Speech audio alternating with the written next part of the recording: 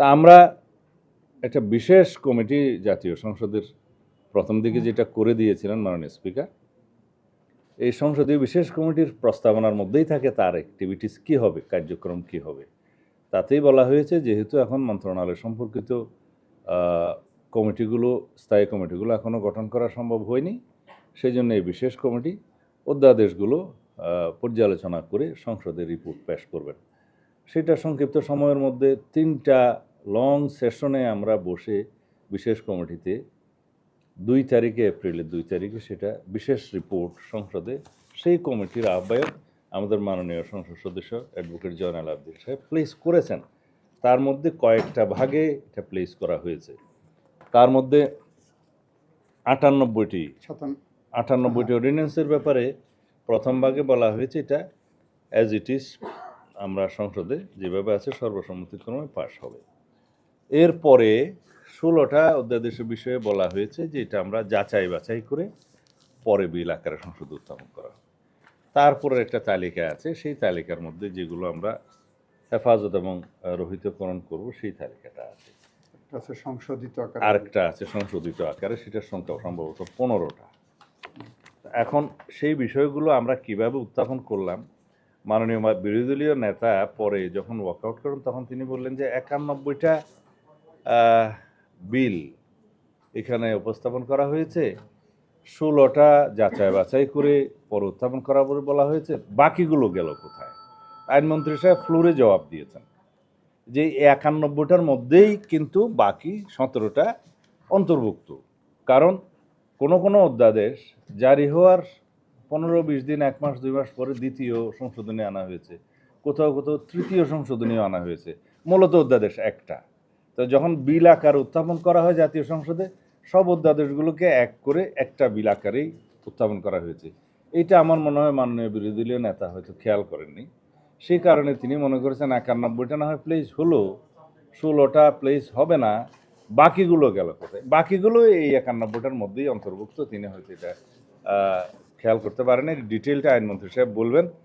আর যে সমস্ত বিলগুলো নিয়ে পার্লামেন্টে এই বিশেষ রিপোর্টের মধ্যে মাননীয় বিরোধী দলীয় সদস্যগণ নোট অফ ডিসেন্ট দিয়েছিলেন, এই বিশেষ কমিটির রিপোর্টে হুবহু সেই সমস্ত নোট অফ ডিসেন্টগুলো উল্লেখ করা হয়েছে যেভাবে তারা দিয়েছেন।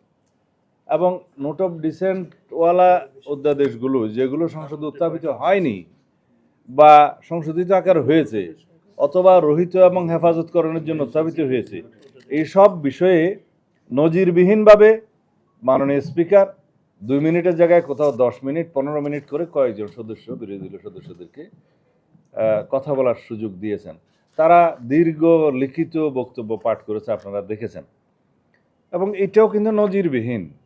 তো যে সমস্ত বিষয়ে এগ্রিড হয়েছিলাম সেগুলোর ব্যাপারে আলাদা আপত্তি উত্থাপন করতে পারে যখন বিল উত্থাপিত হবে অথবা বিল উত্থাপন করার জন্য অনুমতি প্রার্থনা করবে। এই স্টেজটাকে বলা হয় পার্লামেন্টের প্র্যাকটিসে, কেউ আপত্তি দিলে অনেক সদস্য সংখ্যা থাকলেও একজনকে এর উপরে কথা বলতে দেয়া হয়। 2-1টা বিলের ক্ষেত্রে আমি দেখেছি মাননীয় স্পিকার কয়েকজনকেও চান্স দিয়েছেন, সুযোগ দিয়েছেন। 2 মিনিটের জায়গায় যেটা আগের ট্রেডিশন 10 মিনিট 15 মিনিট করে দিয়েছেন। এবং সমস্ত বক্তব্যগুলো দেখা গেছে তারা বাইরে থেকে রেডি করে নিয়ে গেছে, which is good, I appreciate it, ready হয়ে যাওয়া ভালো। কিন্তু এটা রচনা আকারে তারা পাঠ করেছেন বিবৃতিগুলো। এরপরেও আমরা কোনো কারণ দেখিনি শেষের দিনে ওয়াকআউট করার। সেটা যেটা হয়েছে জুলাই স্মৃতি জাদুঘর, সেটা হ্যাঁ রিপোর্টের মধ্যে অ্যাজ ইট ইজ পাশ করার জন্য সবাই এগ্রিড হয়েছিল, কিন্তু মন্ত্রণালয় যখন বিলটা আনে অ্যাজ ইট ইজ আকারেই আনছে। কিন্তু কোনো বেসরকারি সদস্য যখন কোনো সংশোধনী আনে এবং সেটা যদি রিজনেবল মনে হয় সংসদের কাছে বা সরকারি দলের কাছে, মেজরিটি পার্টির কাছে, তখন সেটা সংসদের বিবেচনায় নেওয়া যায় এবং সেই সংশোধনীটা ভোটাভুটির মধ্যে গৃহীত হয়। হ্যাঁ, এখানে তারা আপত্তি দিয়েছেন, তারা কিন্তু কোনো সংশোধনী এনে তারপর আপত্তিটা দিতে পারতেন, তারপরেও তাদেরকে কথা বলার সুযোগ দেওয়া হয়েছে। বিষয়টা হচ্ছে জুলাই স্মৃতি জাদুঘরের নিয়ন্ত্রণ মন্ত্রণালয়ে থাকবে না কোনো মন্ত্রণালয়ের বাইরে বেসরকারি লোক থাকবে।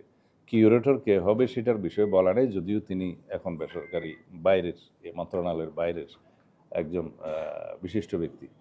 কিন্তু সেই আইনে অবসর গ্রহণের বিষয়টা বা পদত্যাগের বিষয়টা যেভাবে বলা হয়েছে, সেই ব্যক্তি স্বেচ্ছায় পদত্যাগ না করলে রোজ কিয়ামত পর্যন্ত তাকে সরানোর কোনো সুযোগই আইনে রাখা হয়নি। সেই জন্য বলা হয়েছে আইদার তিনি সরকারের কাছে পদত্যাগ করবেন, অথবা কোনো কারণে যদি সরকার রিজনেবলি মনে করে যে তাকে অপসারণ করা দরকার, সেই সুযোগটা সরকারের কাছে আছে। তখন এই বিষয়ে কথা আমরা আরও বলতে পারতাম। আমরা লিডার অফ দি হাউসের অনুমতি নিয়ে এবং আইনমন্ত্রী সাহেব যথাযথভাবে ফ্লোরে বলেছেন যে আমরা এরপরেও এটা আরও সংশোধিত আকারে বিল আনতে পারি পরের সেশনে, তার আগে আমরা আলাপ আলোচনা করব, আপনাদের বক্তব্য শুনব, এবং এটা আমরা প্রতিশ্রুতি দিচ্ছি যে এই বিষয়ে আমরা সবাই মিলে আলোচনা করে একটা নতুন বিল আবার আনতে পারি। সেটা তো একটা উত্তম প্রস্তাব।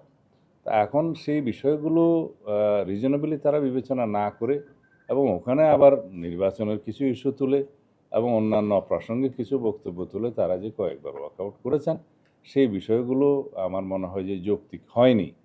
আর কিছু কিছু বিষয়ে কোনো কোনো অধ্যাদেশের বিষয়ে তাদের বক্তব্য ছিল, তা আমরা বলেছি এগুলো আমরা যাচাই বাছাই করে, যেমন গুম অধ্যাদেশ, মানবাধিকার কমিশন অধ্যাদেশ, আর একটা কি বিষয় ছিল আইসিটিটা আসে নাই, আমরা বলেছি প্রসঙ্গক্রমে সুপ্রিম কোর্ট সচিবালয় এবং সুপ্রিম কোর্টের বিচারক নিয়োগ আইন, এগুলো স্টেক হোল্ডারদের সাথে আমরা ব্যাপক আলাপ আলোচনা করব, করে এটাকে আরও এনরিচ করে আমরা পরবর্তী সেশনে নিয়ে আসতে চাই এবং সবাইকে ইনক্লুড করে স্টেক হোল্ডারদের সাথে আলাপ আলোচনা করে তারপরে এই আইনগুলো যদি আরও সমৃদ্ধ করা হয়, সেটা তো জাতির জন্যই ভালো হবে। আর এমন না যে ওখানে এমন এই অধ্যাদেশগুলো অ্যাজ ইট ইজ পাশ করে দিলে যে এখনই এগুলো শুদ্ধ আইন হচ্ছে, তা নয়। কারণ আমরা যদি এররগুলো রেখে এই আইনগুলো রেখে দিই, তাহলে গুম কমিশনের যে এখতিয়ারটা দেওয়া হয়েছে, তাতে করে যারা গুমের শিকার তারাই অবিচারের শিকার হবেন। আমি নিজে গুমের শিকার। আমরা চাচ্ছি এই গুম কমিশনটা এমনভাবে আমরা করি যাতে তার ফাংশনটাও ঠিক থাকবে এবং গুমের শিকার যারা হবেন তারাও যেন এমন একটা আদালতে ন্যায় বিচার পায় যেটার এখতিয়ার, বর্তমান আইসিটি কোর্ট কিন্তু হাইকোর্ট ডিভিশনের এখতিয়ার সম্পন্ন একটা আদালত। এখন তারাও ওই আইনে যেটা সাজেস্ট করছে সেটা জয়েন্ট জাজ, অ্যাডিশনাল ডিস্ট্রিক্ট জাজ। আর তারও একটা বিষয় আছে, তদন্তের বিষয় আছে, মানবাধিকার কমিশন তদন্ত করবে।